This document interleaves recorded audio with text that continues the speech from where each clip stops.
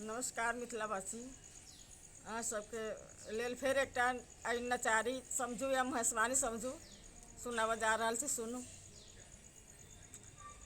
एते जप तप हम कथी लए कयलहुँ।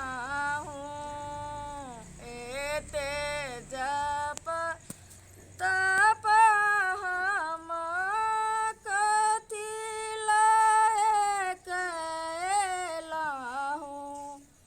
कथी लए कयलहुँ नित दान गे माई।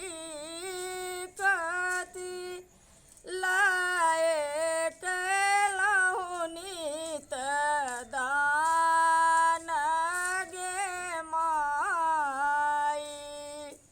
हमरा धिया के खबर होएत अब नाय बाँचत प्राण गे माई। अब नाय बाँचत प्राण गे माई। हर के नाथी कैना माय बाप नाय सहोदर भाई गे माई। नाय सहोदर भाई गे माई।